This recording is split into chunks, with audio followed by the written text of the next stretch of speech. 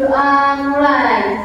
Amin. Amin. Jadi sebelum kita memulai pembelajaran pada pagi hari ini, kita akan melakukan ice breaking terlebih dahulu ya anak-anak. Kalian berdiri terlebih dahulu.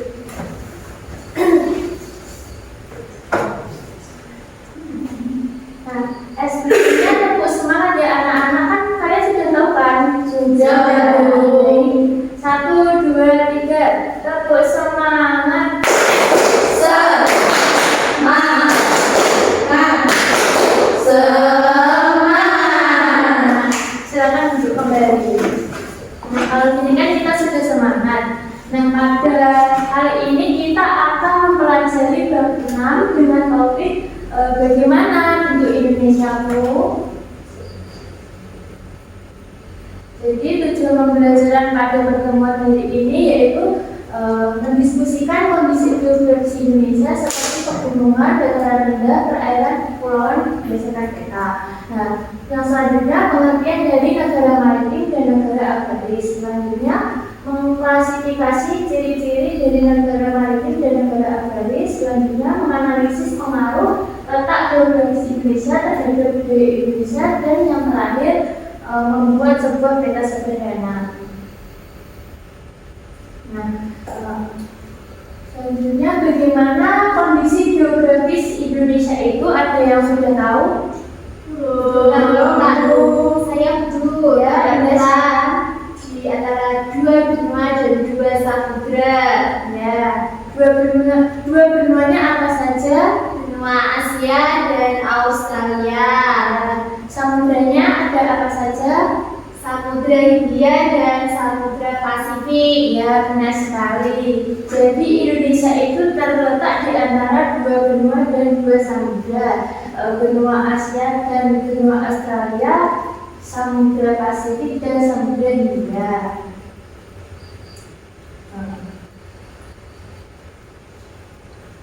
Kondisi geografis Indonesia adalah keadaan atau ciri-ciri suatu tempat berdasarkan letak, bentuk, dan lingkungan alamnya. Misalnya ada tempat yang berada di pegunungan, dekat laut, ataupun di dataran rendah.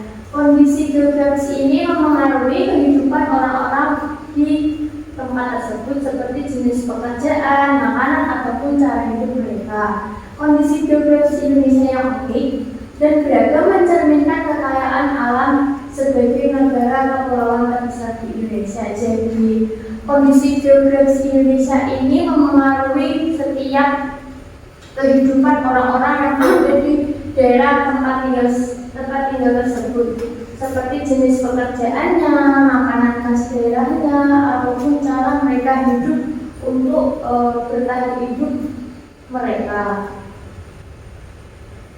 Nah, sebelumnya kalian tonton videonya ya anak-anak. Ya,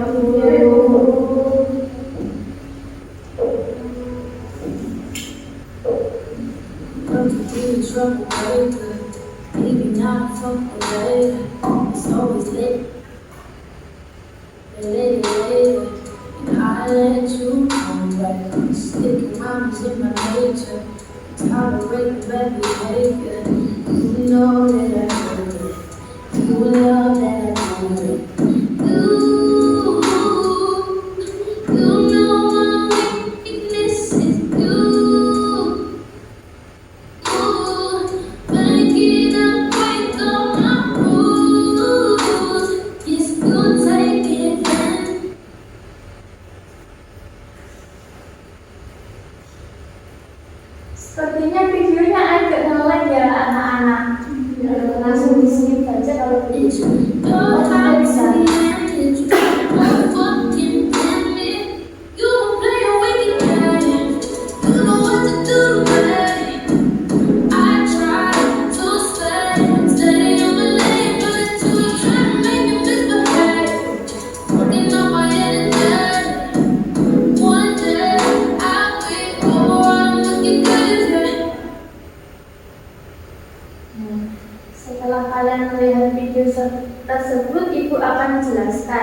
Nah, dari video tersebut kalian melihat apa saja? Ada Dataran tinggi, dataran rendah, terus ada lautan, ya benar sekali. Nah, itu akan menjelaskan ya. Dataran tinggi, nah di dataran tinggi itu umumnya kan gunung kan. Jadi wilayah dataran tinggi itu memiliki ketinggian di atas 500 meter di atas permukaan laut. Suhu di dataran tinggi lebih rendah dibandingkan dengan dataran rendah. Tanah di dataran tinggi biasanya subur dan cocok untuk perkebunan. Contoh dataran tinggi di Indonesia yaitu dataran tinggi Dieng yang ada di Jawa Tengah, dataran tinggi Malang yang ada di Jawa Timur, dan dataran tinggi Gunung yang ada di Jawa Barat. Nah, dataran tinggi itu kan gunung ya anak-anak. Jadi gunung itu lebih cocok untuk kehidupan orang yang bekerja seperti apa? Petani, kebun teh, terus petani kopi dan lain sebagainya. Nah, yang selanjutnya ada dataran rendah. Nah, di dataran rendah sendiri memiliki ketinggian di bawah 500 meter di atas permukaan laut. Suhu di dataran rendah lebih tinggi dibandingkan dataran tinggi, jadi suhunya lebih panas ya anak-anak. Contoh dataran rendah di Indonesia adalah dataran rendah pantai utara Jawa, dataran rendah Sumatera, dan dataran rendah Kalimantan. Yang selanjutnya yaitu pesisir pantai. Pesisir pantai adalah wilayah yang berbatasan langsung dengan laut. Suhu di pesisir pantai dipengaruhi oleh suhu laut. Tanah di pesisir pantai biasanya pasir dan kerikil. Contohnya pesisir pantai yang ada di Indonesia, pantai kita yaitu ada di Bali, pantai Parangtritis di Yogyakarta, dan pantai Tanjung Priok yang ada di DKI Jakarta. Nah, di Trenggalek itu juga ada pantai. Siapa yang tahu pantai yang ada di Trenggalek? Ya, Nana silakan. Pantai Kolam, Ya, pantai Kolam, pantai Riki, Mutiara, pantai Pasir Putih, dan masih banyak lagi. Nah, sebelum kalian mengerti tentang materi selanjutnya, Ibu akan membagikan LKPD kepada kalian.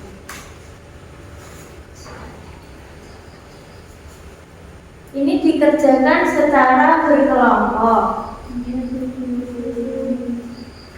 Nah, jadi dibagi menjadi 3 kelompok ya anak-anak. Yang kelompok pertama itu menganalisis contoh mata pencaharian atau profesi yang ada di dataran rendah. Yang kelompok kedua menganalisis mata pencaharian yang ada di dataran tinggi. Yang ketiga menganalisis mata pencaharian yang ada di pesisir pantai dan sumber dayanya. Baik, apakah bisa dipahami sebelum kalian mengerjakan? bisa Bu. Baik, silakan dikerjakan. Jika ada yang kesulitan bisa ditanyakan.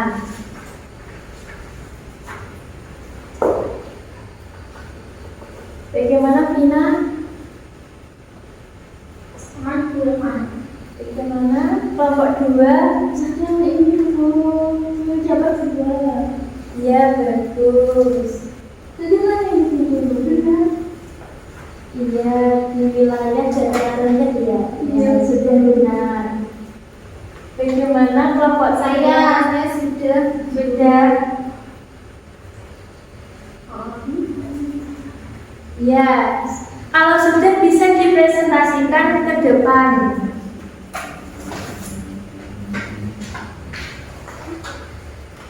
Jadi mata pencaharian di pesisir pantai dan sumber dayanya.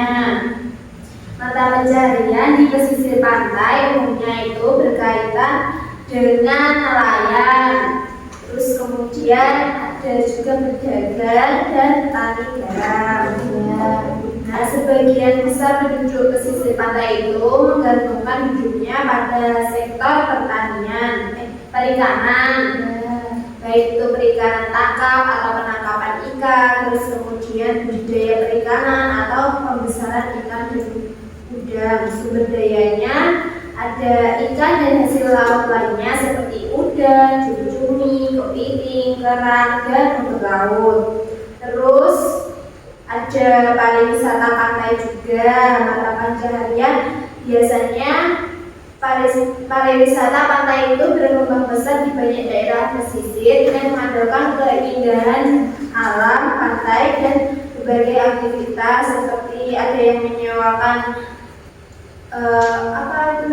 selancar, ya, banana boat, ya, wisata budaya, dan sumber dayanya itu keindahan alam pantai seperti pasir putih, terus air yang jernih, dan matahari terbenam yang menjadi daya tarik pengunjung. Terus ada keanekaragaman hayati yang mendukung aktivitas wisata alam bawah laut, misalnya ada snorkeling dan diving.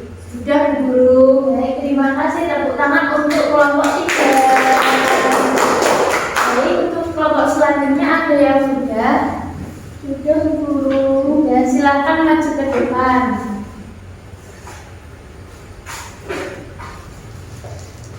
Baik, kelompok kami menjelaskan kondisi dataran rendah. Yang pertama itu ada pertanian di hulu. Sumber dayanya ada padi, jagung, dan kedelai. Untuk produksinya di dataran rendah itu ada petani, terus peternak, dan juga penjual beras.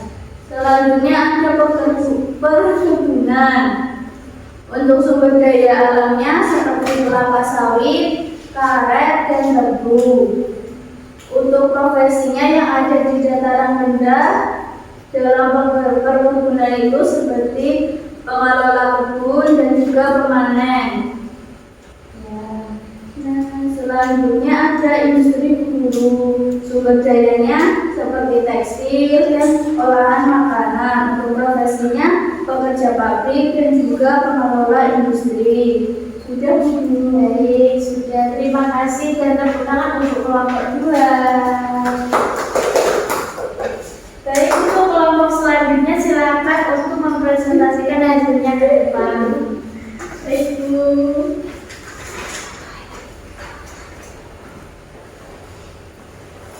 Daratan tinggi, pertanian, budidayanya sayuran, buah-buahan, kentang, kopi, dan teh.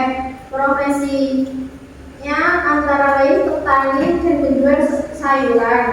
Perkebunan, sumber dayanya kopi, teh, coklat, dan karet. Profesi pengelola kebun dan pemanen. Peternakan, sumber daya daging sapi, kambing, domba, dan susu. Profesi peternak dan pengolah daging. Pariwisata, sumber daya objek wisata alam dan penginapan. Profesi pemandu wisata dan pengelola penginapan. Pertambangan, sumber daya emas, tembaga, baja, batu bara. Profesi penambang, pengolah mineral. Ya, baik. Terima kasih untuk kelompok 1. Silakan kembali tepuk tangan untuk kelompok 1. Nah, kan kalian sudah tahu kan mata pencaharian yang ada di dataran rendah, dataran tinggi, dan daerah pesisir pantai serta sumber dayanya. Nah, selanjutnya kita akan mempelajari apa itu negara maritim dan agraris. Siapa yang pernah dengar ataupun mengetahui apa itu negara maritim dan agraris? Siapa yang ya, silakan bilang. Negara maritim itu negara yang lebih luas laut daripada daratan. Sedangkan agraris itu kebalikannya, agraris daratannya lebih banyak daripada lautannya. Ya, benar sekali. Jadi negara maritim adalah negara yang sebagian besar wilayahnya terdiri dari perairan atau atau memiliki kawasan laut yang sangat luas dibandingkan dengan daratan. Negara jenis ini sangat tergantung pada laut sebagai sumber kehidupan dan aktivitas ekonominya. Laut tidak hanya menjadi penghubung antar wilayah, tetapi juga menjadi sumber daya alam yang sangat penting. Nah, negara maritim ini kan negara yang sangat luas ya di bagian wilayah lautnya. Jadi, apakah mereka menjalani kehidupan atau aktivitas ekonomi hanya sebagai nelayan saja? Tidak. Nah, contohnya ada yang tahu petani garam. Ya, petani garam. Ya, pedagang ikan. Jadi selain itu masih banyak lagi ya aktivitas ekonomi yang ada di negara maritim tersebut. Yang selanjutnya ada ciri-ciri negara maritim. Jadi ciri-cirinya yaitu memiliki wilayah laut. Jadi memiliki wilayah laut yang sangat luas dibandingkan dengan daratan. Yang kedua, memanfaatkan laut untuk kesejahteraan rakyat. Jadi negara maritim ini memanfaatkan kekayaan laut untuk sebagai aktivitas ekonomi atau sebagai pemenuhan kebutuhan mereka. Seperti tadi nelayan menangkap ikan dan dijual. Jadi mereka menggunakan atau memanfaatkan kekayaan laut untuk kesejahteraan mereka. Yang ketiga, memiliki transportasi laut. Siapa yang tahu di sini transportasi laut? Ya, apa? Ya, tadi lihat dulu. Apa? Terus, apalagi? Kapal selam. Ya, kapal selam. Nah, transportasi laut tersebut biasa digunakan nelayan untuk menangkap ikan di laut dan sebagai transportasi antar pulau. Nah, memiliki perdagangan laut dan contoh perdagangan laut di sini apa? Siapa yang tahu? Perdagangan laut. Seperti impor ekspor. Ya, seperti impor ekspor hasil laut ke negara lain. Yang terakhir memiliki armada militer laut. Armada militer laut ini digunakan untuk menjaga atau mengawasi semua sumber daya laut yang dimiliki oleh negara maritim sehingga tidak dicuri oleh negara lain. Yang selanjutnya negara agraris. Negara agraris adalah negara yang sebagian besar rakyatnya bermata pencaharian dalam bidang pertanian, baik itu bercocok tanam maupun aktivitas lain yang terkait dengan pengolahan tanah. Negara agraris memiliki wilayah dataran yang sangat luas yang cocok untuk berbagai jenis tanaman dan usaha perkebunan. Jadi negara agraris ini memiliki banyak wilayah berupa daratan. Nah, kalau maritim tadi kan banyak berupa lautan, sedangkan negara agraris ini banyak berupa lautan. Jadi aktivitas ekonomi yang mereka lakukan juga berbeda. Jadi di negara agraris ini banyak aktivitas ekonomi seperti perkebunan ataupun pertanian dan lain sebagainya. Jadi mereka menghidupi kehidupan mereka itu dengan cara berbeda juga dengan negara maritim. Ciri-ciri negara agraris memiliki wilayah daratan yang sangat luas. Jadi memiliki wilayah daratan yang sangat luas tadi. Memiliki sawah, ladang dan kebun yang luas. Jadi kebanyakan memiliki sawah, ladang dan kebun yang sangat luas. Masyarakatnya mengandalkan pertanian. Jadi mereka mengandalkan hasil pertanian mereka untuk menghidupi mereka sendiri.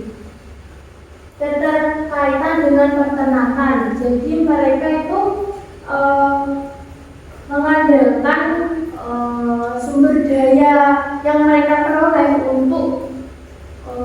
berkaitan dengan peternakan. Contohnya kan kita memiliki sapi. Nah, sapi itu kan bisa memakan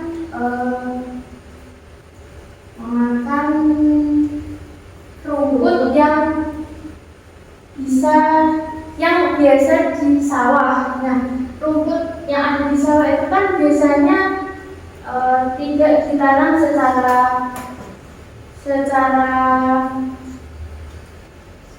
langsung. Nah, mereka itu menggunakan atau memanfaatkan rumput untuk menjadikannya sebagai pakan ternak mereka. Nah, Indonesia sebagai negara maritim. Indonesia dikenal sebagai negara kepulauan, lebih dari 17.000 pulau, menjadikannya negara maritim terbesar di dunia. Laut Indonesia memiliki jalur utama pelayaran internasional yang menghubungkan negara-negara di Asia, Australia, dan Pasifik. Sektor kelautan Indonesia sangatlah penting dengan potensi besar di bidang perikanan, transportasi laut, eksplorasi minyak dan gas bawah laut, serta wisata darat. Jadi Indonesia ini memiliki banyak sekali pulau, ada lebih dari 17.000 pulau, dan menjadikan negara Indonesia ini menjadi negara maritim terbesar di dunia. Jadi kita Indonesia sebagai negara maritim itu kan kaya akan sumber daya laut. Nah, siapa yang tahu sumber daya laut yang ada di Indonesia? Terumbu karang, ikan,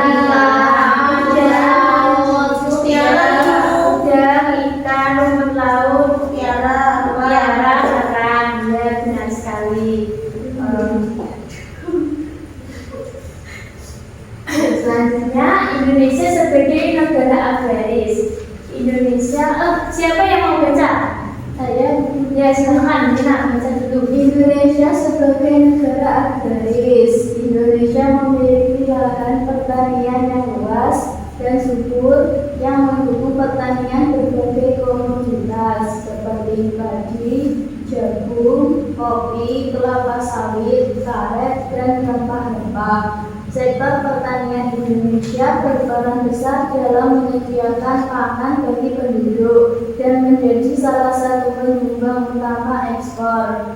Beberapa daerah di Indonesia seperti Jawa, Sumatera, dan Sulawesi terkenal dengan hasil pertaniannya. Nah, benar sekali. Jadi Indonesia itu memiliki banyak sekali lahan pertanian yang luas dan subur, sehingga mereka menggunakannya untuk bertani atau bercocok tanam. Dan yang dihasilkan itu juga ada banyak sekali, seperti padi, jagung, kopi, karet, kelapa sawit, rempah-rempah, dan lain sebagainya.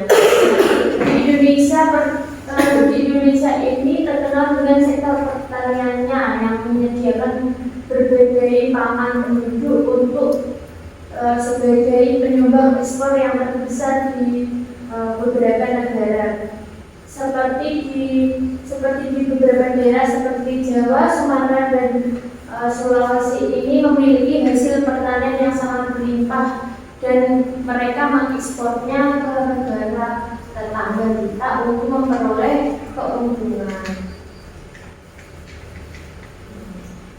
Yang selanjutnya, apa pengaruh letak geografis Indonesia terhadap budaya yang ada di Indonesia? Siapa yang tahu apa pengaruh letak geografis terhadap budaya yang ada di Indonesia?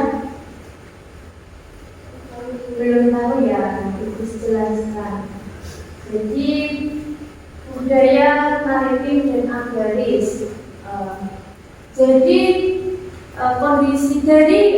Pengaruh dari kondisi geografis yang ada di Indonesia tentu ada pengaruh terhadap budaya yang ada, yaitu budaya maritim dan budaya agraris. Nah, masyarakat yang ada di daerah maritim maupun agraris tentunya memiliki budaya yang dipengaruhi oleh kebiasaan masyarakat dan kondisi daerahnya, yaitu seperti budaya maritim dan budaya agraris. Jadi di sini yang pertama yaitu budaya maritim, ada kapal laut. Dengan kondisi geografis yang mereka miliki, banyak wilayah perairan, kapal laut dan perahu merupakan kebutuhan yang sangat penting agar masyarakat bisa tetap terhubung antara pulau dan dengan pulau lainnya. Selain itu, masyarakat bisa mengeksplorasi sumber daya laut seperti ikan untuk memenuhi keperluan hidup mereka. Jadi di sini budaya maritim itu budaya seperti kapal laut. Dan kapal laut ini digunakan untuk mengeksplorasi sumber daya laut seperti ikan. Jadi kan biasanya kapal laut itu kan digunakan nelayan untuk mencari ikan di laut. Nah, itu merupakan budaya negara maritim. Yang selanjutnya ada pasar ikan. Siapa yang mau baca? Vina. Oke, pasar ikan terbentuk dari kebutuhan masyarakat pantai untuk cepat menjual hasil tangkapan mereka. Dengan adanya pasar ikan, masyarakat lain juga dapat dengan mudah memenuhi kebutuhan mereka akan hasil laut. Ya, pasar ikan terbentuk dari kebutuhan masyarakat pantai untuk menjual hasil tangkapan mereka. Jadi kan tadi kan setelah nelayan itu mencari ikan dengan perahu, mereka menjual ikan-ikan tersebut ke pasar untuk memperoleh uang untuk mencukupi kebutuhan mereka. Jadi dengan adanya pasar ikan ini, masyarakat lain juga dapat memenuhi kebutuhan akan hasil laut. Jadi kita yang tidak rumah kita tidak berdekatan dengan pesisir laut, kan tetap bisa menikmati hasil laut seperti ikan. Jadi kita bisa membelinya di pasar ikan. Ini yang selanjutnya ada budaya agraris. Nah, ini ada gambar apa ya anak-anak? Siapa yang tahu? Alat pemotong dan pemburu padi. Ya. Di sini ada gambar alat pemotong. Nah, yang ada di sebelah kiri itu ada alat pemotong. Yang di sebelah kanan itu ada alat penumbuk padi. Siapa yang di rumahnya ada alat tersebut? Ada di rumah saya ada. Oh, ada. Yang terbuat dari apa? Kayu ya. Ada. Seperti pisau. Ya, seperti pisau. Nah, alat ini mempermudah petani dalam melakukan panen dan pengolahannya. Dengan semakin meningkatnya teknologi pertanian dan peralatan tradisional, sudah banyak diganti dengan mesin modern yang membuat kegiatan pertanian semakin cepat selesai. Nah, di sini kan ini kan alatnya termasuk alat yang tradisional. Ya. Jadi kan sekarang ini teknologi pertanian sudah meningkat. Apa saja teknologi pertanian yang bisa menyelesaikan pekerjaan petani semakin cepat? Apa saja contohnya? Selain sawah, ya apa namanya? Traktor. Ya, traktor. Terus itu ada alat pemotong, alat pemanen padi itu namanya apa ya? Itu gunting padi itu ya, gunting padi. Biasanya di sebelah sana ada. Ya, biasanya dijuluki dengan mesin dos. Ya, kalau ibu paham itu. Nah, semakin meningkatnya teknologi kan juga meningkatnya hasil yang bisa diperoleh petani seperti padi. Nah, yang selanjutnya ada budaya agraris. Nah, di sini ada gambar. Kira-kira siapa yang tahu gambar ini? Ya, biasanya dilakukan di mana ya? Siapa yang tahu? Di pantai. Dapat ikan lebih banyak dari biasanya. Masyarakat pesisir biasanya melaksanakan acara harus sembunyi.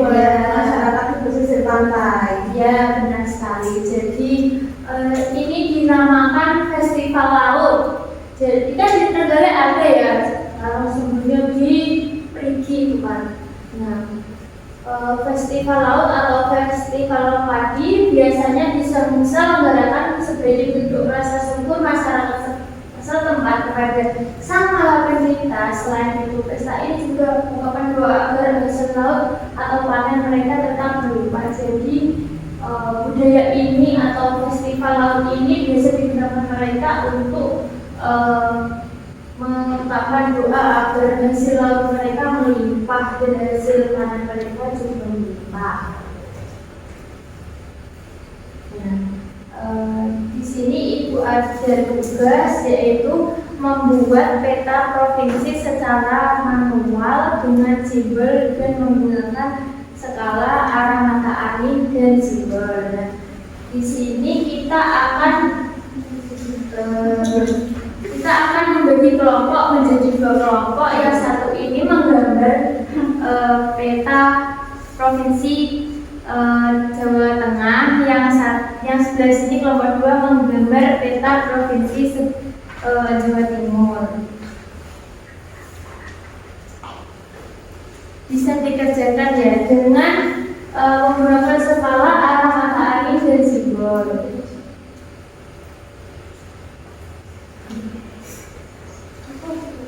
Bagaimana?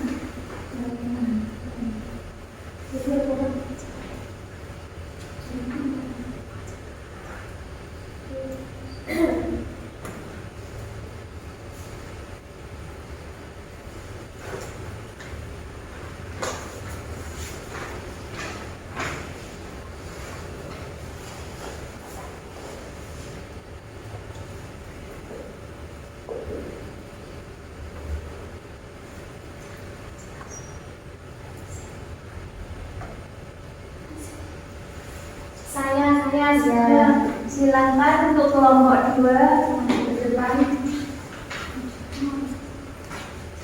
Ini adalah peta Jawa Timur. Ini ibu kota Jawa Timur adalah Surabaya. Terus ada lagi peta Jawa Timur itu ada Trenggalek, Tulungagung, Kediri. Terus ada juga Surabaya, Mojokerto, Blitar, dan lain-lain. Terus ini yang gambar segitiga itu adalah gambar melambangkan gunung, menyimbolkan gunung itu segitiga, seperti itu. Sudah Guru. Terima kasih untuk kelompok dua. Nanti gambarnya silakan dipajang di depan kelas ya anak-anak. Iya Guru.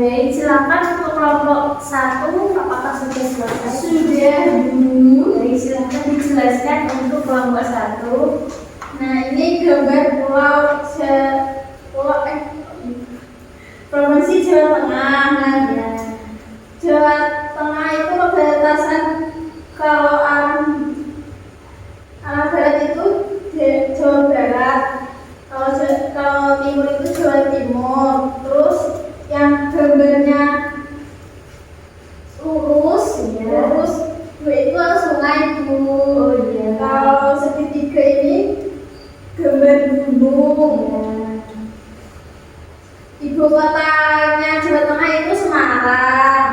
Terdapat beberapa kota seperti Solo,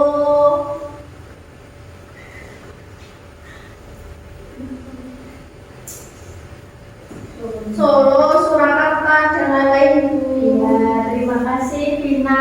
Tepuk tangan untuk kita semua. Nah, kalian kan sudah bisa menggambar peta provinsi secara manual dengan menggunakan skala arah angin dan simbol. Nah, selanjutnya Ibu ada kuis. Kuisnya Ibu kirim ke HP kalian ya, silakan nanti dikerjakan secara individu. Baik Bu. Ibu beri waktu 10 menit ya untuk mengerjakan. Ini ya Guru. Bagaimana ini yang dikit? Ini jawabannya mana Bu? Iya yang itu sudah benar ya Bu. Bagaimana? Apa ada yang bingung? Belum Bu. Belum ya sudah.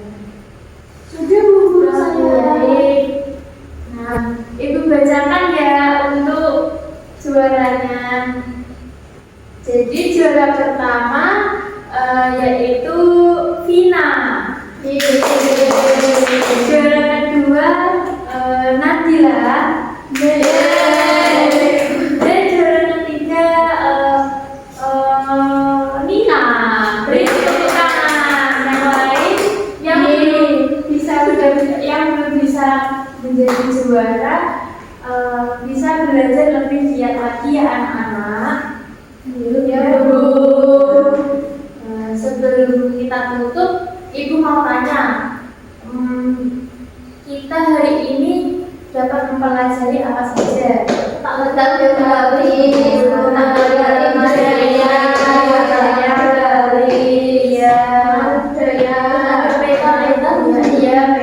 membuat peta. Jadi kita banyak melakukan banyak mengetahui berbagai hal hari ini seperti kondisi geografis, mata pencaharian, sumber daya, budaya maritim dan agraris, pengertian maritim dan agraris dan ciri-cirinya. Dari materi kali ini apa ada yang masih bingung? Sepertinya sudah ya. Dan sebelum